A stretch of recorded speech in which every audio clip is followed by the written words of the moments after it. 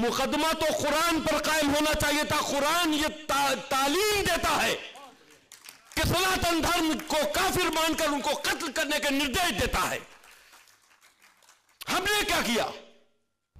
अगर मेरा बस चले तो मैं दुनिया से इस कुरान का नामो निशान मिटा दूं, क्योंकि कुरान जब तक पढ़ा जाता रहेगा और उसको लोग फॉलो करते रहेंगे कि यह अल्लाह की किताब है और कुरान पर ईमान रखें। तो दोस्तों, मज़हब इस्लाम को छोड़कर दर बदर की ठोकरें खाने वाला वसीम रिजवी उर्फ जितेंद्र नारायण तैगी कई दिनों के बाद एक बार फिर सोशल मीडिया पर आकर फिर से मुसलमानों के खिलाफ, इस्लाम के खिलाफ, हमारी जो पाक और पवित्र किताब है कुरान मजीद, उसको लेकर जहर उगलने लगा है। मस्जिद मदरसे को लेकर भी इसने फिर से जहर उगला, जिसमें इसने कहा है कि इनके मस्जिदों में, मदरसों में आतंकवाद की तालीम दी जाती है, दहशतगर्दी की तालीम दी जाती है। कुरान पर इसने कहा है कि मुकदमा दर्ज करो। जी हां, आप सभी को पता है आज से कुछ साल पहले इस बदबख्त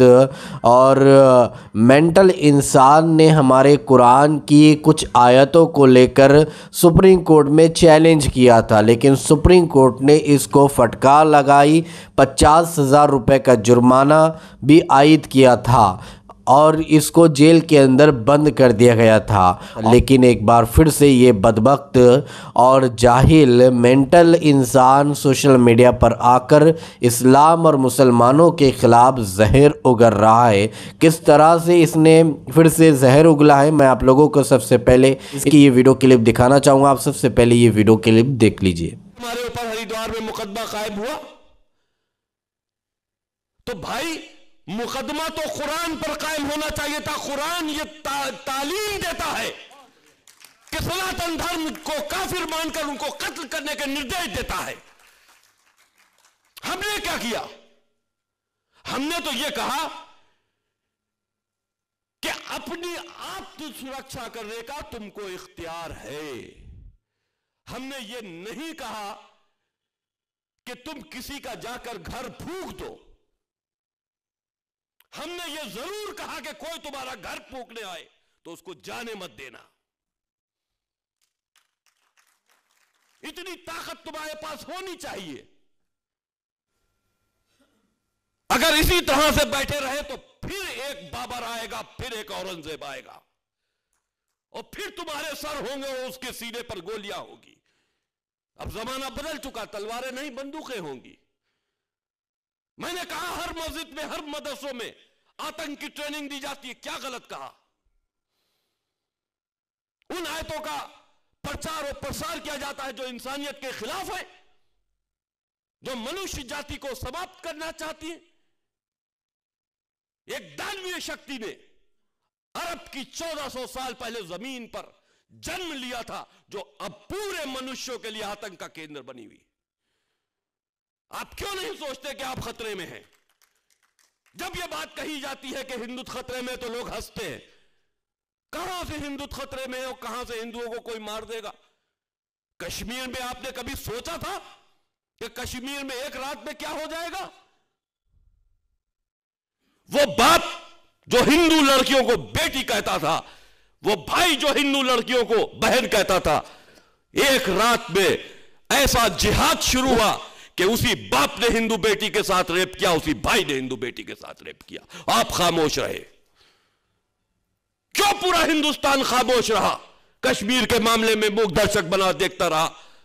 क्यों? यही वजह है कि आप आज तक संगठित नहीं हो, जातों में बटे हुए हो। जिस पर आफत आई उसकी तरफ से मुंह मोड़ लेते हो। सहारा बनो, हिंदुओं को संगठित करो। चाहे कहीं पर भी हिंदुत्व के साथ में, कोई हिंदुओं के साथ में ज्यादती हो रही हो, इकट्ठा होना पड़ेगा, हर तरफ से आवाज उठानी पड़ेगी। दुश्मनों से सीखो जो तुम्हारा कत्ल करना चाहते हैं। एक तरफ अगर उनके साथ में कोई घटना होती है तो पूरे हिंदुस्तान में मस्जिदों से और मदरसों से ऐलान होने लगते हैं, धरने प्रदर्शन होने लगते हैं। यह प्रेशर बनाया जाता है। आप क्या करते हो? हमने ये नहीं कहा कि किसी की हत्या कर दो। अपने नौजवान बच्चों को पढ़ाई की तरफ ले जाओ, विकास की तरफ ले जाओ, अच्छे अच्छे ऑफिसर्स बनाओ। जो राष्ट्रीय सेवक संघ काम कर रही है उससे जुड़ो, विश्व हिंदू परिषद से जुड़ो, उससे फायदा उठाओ। लेकिन असलाह भी चलाना तुमको आना चाहिए, अपने को बचाने के लिए असलाह चलाना आना चाहिए, किसी का कत्ल करने के लिए नहीं। यह भी तुमको समझना चाहिए कि आज तुम्हारा धर्म खतरे में फिर से है, आज तुम्हारी संस्कृति खतरे में फिर से है, आज तुम्हारा हिंदुस्तान खतरे में फिर से है। फिर कोई बाबर तैयार है, फिर कोई औरंगजेब तैयार है। इससे आंखें बंद करने से खतरा टल नहीं सकता।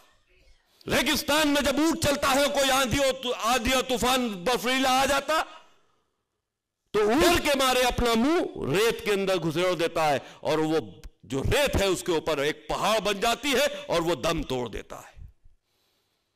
तो रेगिस्तान का ऊंट बनने की कोशिश मत करो। किसी के साथ में जुल्म और ज्यादती करना तो तुम्हारा नेचर है ही नहीं। अपने उस नेचर को बरकरार रखो, जिंदा रखो।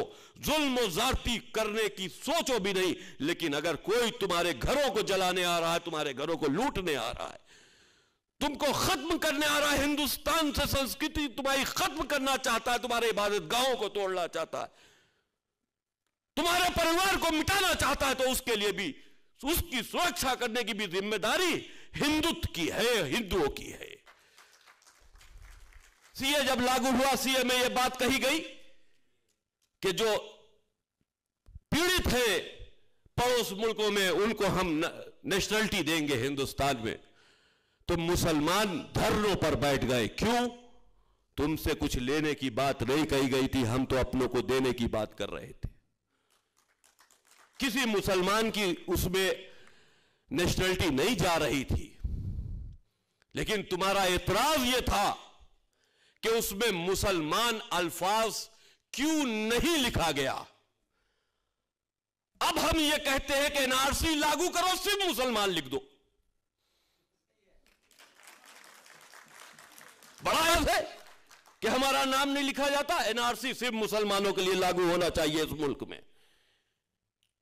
एनआरसी का क्या मतलब है? किसी विदेश में बैठा हुआ हिंदू, वो भी हिंदुस्तानी है। हिंदुओं को अपनी पहचान देने की जरूरत नहीं है हिंदुस्तान में। हां, वो लोग जो यहां धर्म बदल चुके हैं, वो लोग जो बाहर से आकर यहां बस चुके हैं, उनको अपनी पहचान अगर मांगी जा रही है हिंदुस्तान के हित में, हिंदुस्तान की सुरक्षा के हित में, तो परेशानी किसी को नहीं होनी चाहिए। तो दोस्तों, देखा आप लोगों ने किस तरह से इस बदबख्त जाहिल वसीम रिजवी उर्फ जितेंद्र नारायण तैगी ने फिर से इस्लाम और मुसलमानों के ख़िलाफ़ जहर उगलना शुरू कर दिया है। मस्जिद मदरसों को लेकर किस तरह से ये नफ़रत फैलाने का काम कर रहा है।